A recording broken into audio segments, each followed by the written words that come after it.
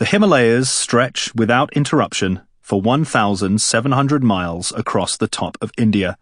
It's hard to visualize the vast scale of this mountain range, but if you were to stretch it across Europe, it would run the entire distance from London to Moscow.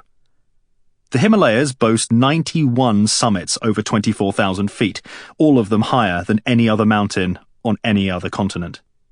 And, at the heart, is Everest, the crowning glory of the physical world. It was not until May 9th, 1953, that her summit was eventually reached for the first time, by Edmund and Sherpa Tenzing Norgay. Many had tried before, and many had died, in pursuit of what was beginning to be deemed the impossible. By the 1990s, Everest saw the emergence of commercial expeditions attempting to climb the mountain. Climbers could now pay up to $60,000 for the chance just to be part of an Everest attempt. But this also opened the climb up to clients who lacked essential mountain skills. The pressure upon expedition leaders to justify the cost often meant that these people found themselves too high on the mountain without the necessary experience, dangerously tempting disaster. Then, in 1996, the combination of a freak storm and climbers' inexperience resulted in a fateful tragedy. On top of the 8 lives lost in one night, the mountain took a further 3 lives the next week. But it wasn't only novices who died up there. Among the dead was Rob Hall, one of the most highly acclaimed mountaineers in the world. He ran out of oxygen, attempting to rescue a stricken climber. He collapsed from a lethal combination of exhaustion, oxygen deprivation, and the cold. Somehow, as night fell and the thermometer plummeted, he managed to hold on. Rob endured a night at 28,700 feet, with temperatures as low as minus 50 degrees centigrade. Then, at dawn, he spoke to his wife, Jan, from his radio, patched through to a satellite phone at base camp. She was pregnant with their first child, and those on the mountain sat motionless as he spoke to her. "I love you. Sleep well, my sweetheart.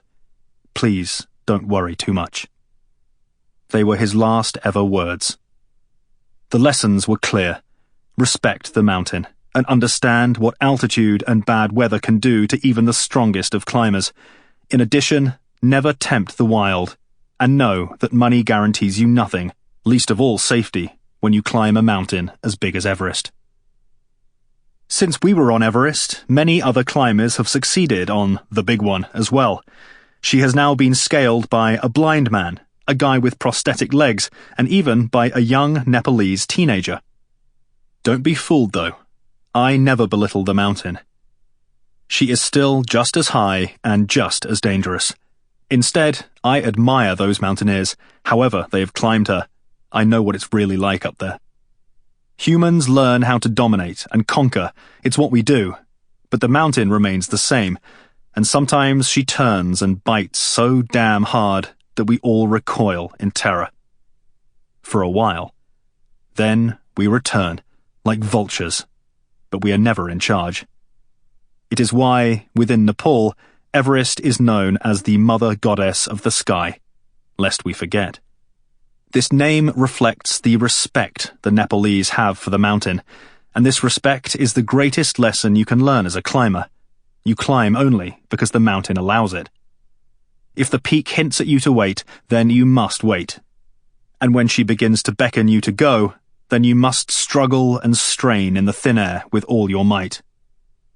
The weather can change in minutes as storm clouds envelop the peak, and the summit itself stubbornly pokes into the fierce band of jet stream winds that circle the earth above 25,000 feet. These 150-plus miles per hour winds cause the majestic plume of snow that pours off Everest's peak, a constant reminder that you have got to respect the mountain, or you die. Within a month of starting to write sponsorship letters to companies about Everest, I heard of an old military buddy planning to get together a new British team. I had crossed paths with Captain Neil Lawton on several occasions, but didn't know him well. He was an ex-Royal Marines commando, robust, determined, and, as I came to learn later, one of the most driven men I've ever met. Neil had got very Sample complete. Ready to continue?